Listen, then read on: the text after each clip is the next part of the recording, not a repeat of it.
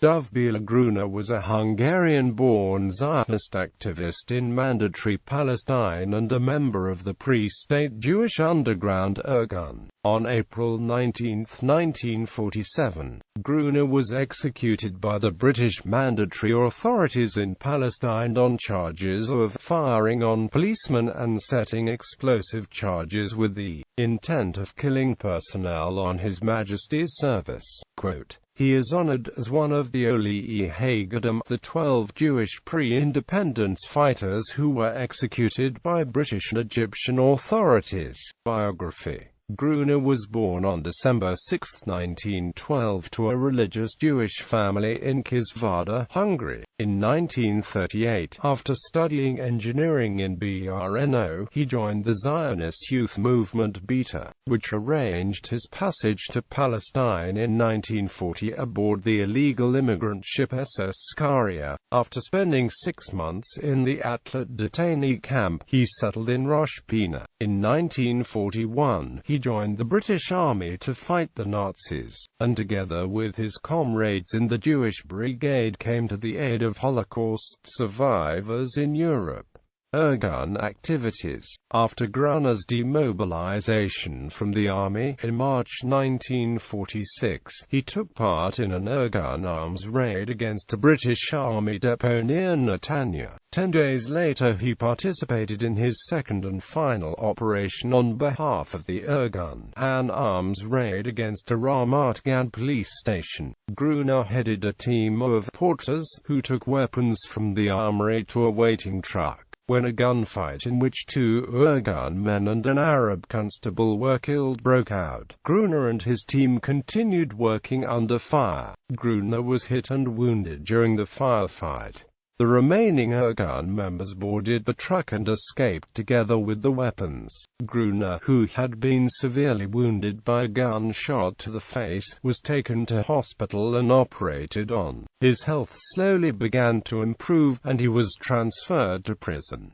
On January 1, 1947, his trial before a Jerusalem military court began. When brought before the court and asked whether he admitted guilt, he replied that he did not recognize the authority of the court. This court has no legal foundation, since it was appointed by a regime without legal foundation. You came to Palestine because of the commitment you undertook at the behest of all the nations of the world to rectify the greatest wrong caused to any nation in the history of mankind, namely the expulsion of Israel from the land, which transformed them into victims of persecution and incessant slaughter throughout the world. It was this commitment, and this commitment alone, which constituted the legal and moral basis for your presence in this country. But you betrayed it willfully, brutally, and with satanic cunning.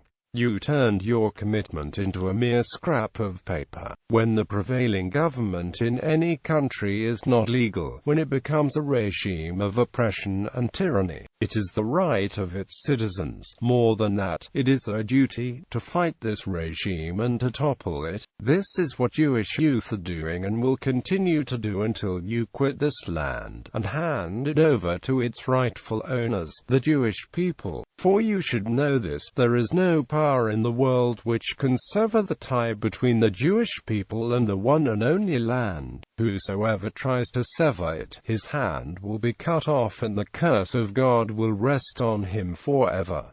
Death sentence. Refusing to partake in his own defense and refusing to cooperate with counsel, he was said to have been offered a commutation on the condition that he admit guilt. He refused to do so and was given an uncommuted death sentence. Despite the maximum security of his prison situation, Grüner maintained an irregular correspondence with Ergun headquarters. Among the correspondence between Grüner and headquarters were his refusal of Ergun assistance with legal counsel, his query whether he should commit suicide in order to make a political statement, and his final letter, written shortly before he was hanged, addressed to the commander-in-chief of the Ergun, Begin. It reads, Sir, from the bottom of my heart I thank you for the encouragement which you have given me during these fateful days. Be assured that whatever happens I shall not forget the principles of pride, generosity, and firmness. I shall know how to uphold my honor, the honor of a Jewish soldier and fighter. I could have written in high-sounding phrases something like the old Roman, dulce est pro patria mori, but words are cheap. And skeptics can say, after all, he had no choice. And they might even be right. Of course I want to live, who does not? But what pains me, now that the end is so near, is mainly the awareness that I have not succeeded in achieving enough. I too could have said, let the future take care of the future, and meanwhile enjoyed life and be contented with the job I was promised on my demobilization. I could even have left the country altogether for a safer life in America, but this would not have satisfied me either as a Jew or as a Zionist. There are many schools of thought as to how a Jew should choose his way of life. One way is that of the assimilationists who have renounced the Jewishness. There is also another way, the way of those who call themselves Zionists, the way of negotiation and compromise, as if the existence of a nation were nothing but another transaction. They are not prepared to make any sacrifice, and therefore they have to make concessions and accept compromises. Perhaps this is indeed a means of delaying the end, but, in the final analysis, it leads to the ghetto. And let us not forget this. In the ghetto of Warsaw alone, too, there were 500,000 Jews. The only way that seems, to my mind, to be right, is the way of the Ergun Activities, the way of courage and daring without renouncing a single inch of our homeland. When political negations prove futile, one must be prepared to fight for our homeland and our freedom. Without them the very existence of our nation is jeopardized, so fight we must with all possible means. This is the only way left to our people in their hour of decision, to stand on our rights, to be ready to fight, even if for some of us this way leads to the gallows. For it is a law of history that only with blood shall a country be redeemed. I am writing this while awaiting the hangman. This is not a moment at which I can lie, and I swear that if I had to begin my life anew I would have chosen the exact same path, regardless of the consequences for myself.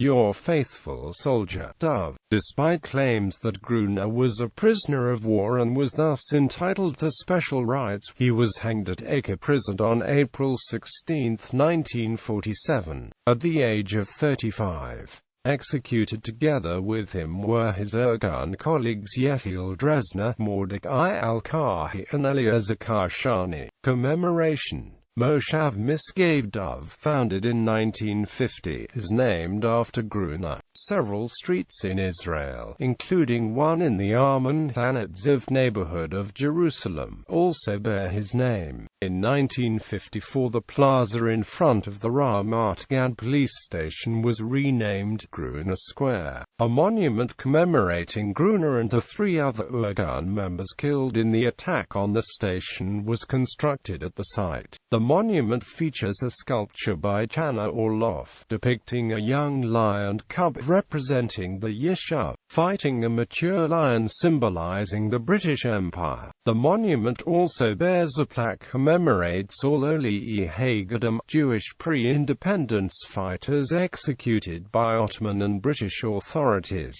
At the time of his hanging, a nephew was born to Grüner's brother, who was named Dov in his honor. In 1967, during the Six-Day War, this nephew, Sergeant Dov Gruner of the IDF Paratroopers Brigade, became the first Israeli soldier to reach the Western Wall. Football club Beta Dov Netanya was named after Grüner, after relocating from Beit Lid. The club remained active until 1979. Books. Gitlan Jan. The Conquest of Acre Fortress. Hadar Pub, Israel. Gurion Itzhak. Triumph on the Gallows. Futuro Press, New York.